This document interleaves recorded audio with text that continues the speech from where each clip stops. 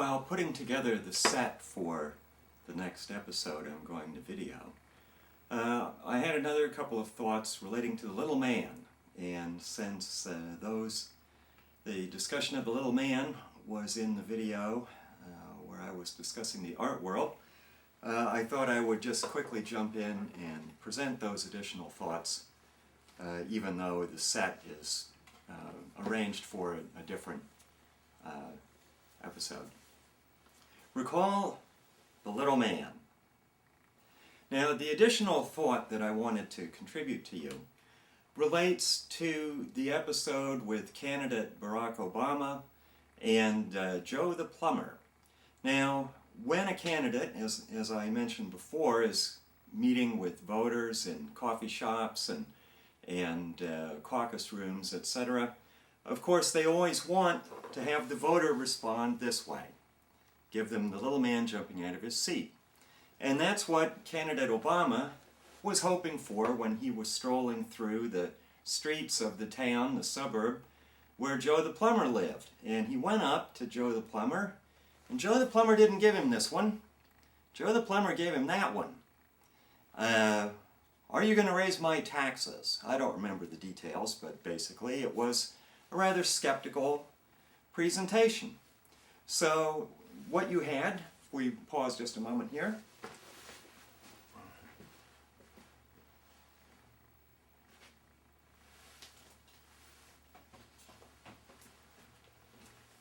remember this one. The little man, my show C here, and as I mentioned before, this area here, imagine that is the candidate. So here's Joe the Plumber, candidate Obama had hoped, and over here is candidate Obama's face and his positions and so forth. But Joe the Plumber didn't give him that one. Joe the Plumber gave him that one. Now, what happens when a candidate gets the wrong little man, gets a skeptical, a doubtful, little man? What happens in the psychology of his supporters? And the answer is the credibility of that particular little man with the public must be destroyed. That's number one. And we saw that happen instantaneously with Joe the Plumber. Suddenly you had state government agencies, I believe it was Ohio, breaking their own rules to investigate whether he had paid all of his taxes and had filed all of his forms and permits and so forth for his plumbing operation. And his education was challenged, etc., etc., etc. The idea there was, if you've gotten a bad review from a critic, naturally it is in your interest to impair, to denigrate the credibility of that critic with the public, with the audience, or in the political arena with the voters. So, number one was to degrade the credibility of Joe the Plumber in the eyes of the public. The second motivation is, and this is what happened with Joe that was the most upsetting in my opinion, is to punish the person for having given a response like this. Make the whole world realize that if you give this to our show, our candidate, our policy positions, you will suffer. You will feel pain. You will be criticized. You will be sneered at in the press, in the public.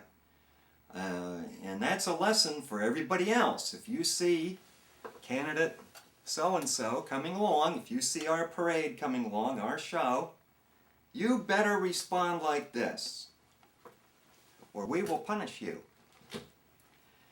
And that's what happened with Joe the Plumber also.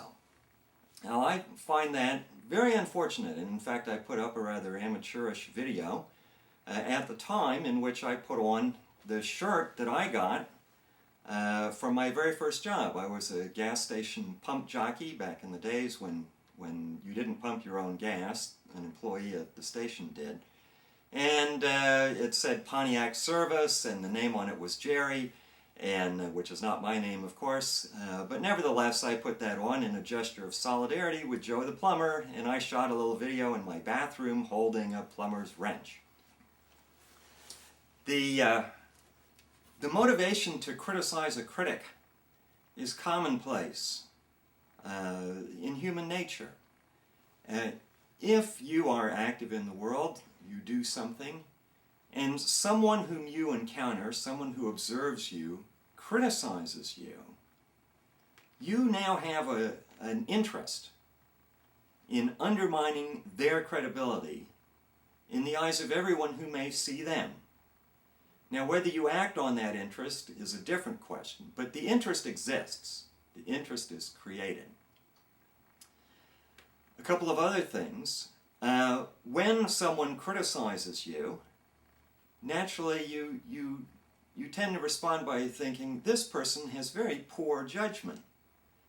It's just a bad judge, not just of me, but of everything. Conversely, if someone praises you, naturally you like the praise, and so you think, this person has good judgment, has great judgment, not just about me, but about everything.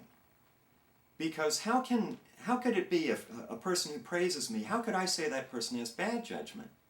If they have bad judgment in lots of other areas, maybe they have bad judgment about me.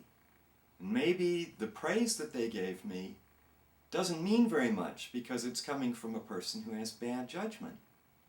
So you tend not to want to question or challenge the judgment, the vision of those who praise you on any subject. Conversely, if someone has criticized you, you tend to think that person has pretty bad judgment because I'm a lot better than they see that I am. And if they have bad judgment about me, they must have bad judgment about many other subjects. Bad judgment in general. And I've experienced that personally when I, as a lawyer, started representing in pro bono cases scientists who see scientific merit in what is called today intelligent design. I would get criticism from people who never criticized me before, coming from my MIT background, my Georgetown Law School magna cum laude, my 10 years in the avant-garde art world. In every way, I was the sort of person whom they normally would praise, would validate.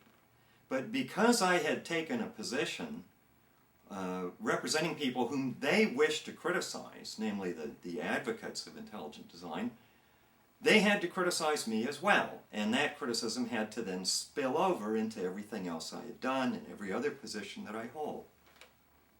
Now, I submit to you that it is a matter of developing wisdom in your own mind and in your own heart to come to the position to recognize that someone who criticizes you may have very good judgment in most things. They just happen to have bad judgment as it relates to you. And it may be that they are criticizing you rather uniquely because you have somehow gone out in public and you've given this to someone whom they wish you had given this. And so they are attacking you because you gave something they like, this review, or some candidate they like, some position they like, and they wish you had given this one. And so they're on your tail now. They're after you. And so you can say, well, the fact is I do recognize you are a person of good judgment, but not as to me. And the reason you don't have good judgment as to me is because of particular factors relating to your own interests and how I've responded to other people and other ideas and other positions that you don't like. So you've developed an interest in undermining me. The flip side is, when someone praises you, maturity and wisdom should counsel you to realize that even though they are praising you, they may generally be persons who have bad judgment, and that you should not rely on them. You shouldn't even promote them if you find yourself in a position where you have the power to promote people into positions, even though they've praised you. And that can be particularly difficult because, of course, you'd like to go around saying, well, so-and-so praised me, so everyone else should as well. But if you have already said, well, so-and-so praised me, but so-and-so is a person of rather bad judgment, then, of course, no one is going to praise you because so-and-so praised you. In fact, they'll be quite puzzled. They'll say, why is it that you are criticizing someone who has been praising you? Maturity and wisdom must teach each of us, or should teach each of us, to be able to distinguish our judgment of another person's quality from whether they have praised us or criticized us. The true statesman-like person, statesman character, will apply that kind of judgment to everyone around him, to everyone around her, and will say, what is really the quality of this person's judgment, wholly apart from the fact that they may have criticized me or they may have praised me. And if you see a conflict, if you see that they're giving you praise but they're someone of bad judgment, you should ask yourself, of what worth is their praise? Of what worth should I ask other people to give their praise? Why are they praising me when normally I would say they have poor judgment? And the flip side is, if they've criticized you, can you bring yourself to the position of being able not only to recognize in your own mind, but even to say to other people, yes, I know this person is criticizing me, and I believe the criticism is wrong, it is ill-judged, but I acknowledge and state that generally the person who has criticized me is a person of good judgment. Now, if you say that and you're on a witness stand and you've been caught up in some court trial, of course there will be the lawyer for the opposing side who will jump on that, will pick out the sound bite, will repeat it endlessly to the jury, will put it into briefs submitted to the judge, and it will hurt you because it will be taken out of context and it will be used to damage you. And so someone who not merely has a statesman-like character, but who is actively engaging in the arena, either in a lawsuit or in political activism, sometimes will feel constrained to say, even though I recognize this one who has criticized me has good judgment, I can't say that because the people who are advocates and partisans on the other side will take that quote and they will put it in little excerpts and videos. They'll put it up here, they'll put it up there, and they will use it to distort and cloud in the minds of the public the deeper and more complex point that I am making.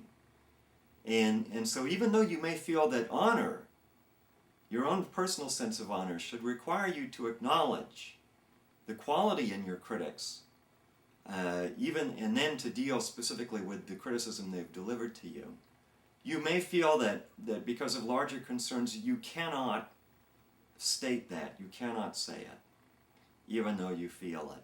This is just one of the many personal moral issues that come up in the mind of a complex, insightful, and moral person who desires to be not merely a commentator or observer on our times, but a participant in shaping our times to be for the better. That's my little extra PS. Thank you.